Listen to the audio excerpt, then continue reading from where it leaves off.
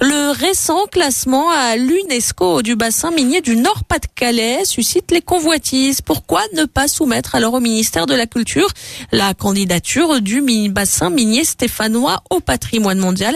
C'est l'idée lancée en tout cas par Pierre Guillot, le responsable des jeunes radicaux de la Loire. Écoutez. L'histoire de Saint-Étienne est semblable à celle des régions du Nord, notamment par la reconversion qu'ont subi ces deux régions durant les 20 dernières années. Pourquoi pas Saint-Étienne finalement? Et quand je parle de Saint-Étienne, c'est Saint-Étienne et son bassin. C'est l'agglomération stéphanoise qui a quand même compté à ses heures de gloire plus de 200 puits de mines. D'autant qu'aujourd'hui la majorité présidentielle a changé. Maurice Vincent et son équipe doivent avoir des relations plus privilégiées, on va dire, avec le nouveau pouvoir, et notamment la ministre de la Culture. Et je pense qu'il serait vraiment intéressant de présenter cette candidature d'un point de vue financier également.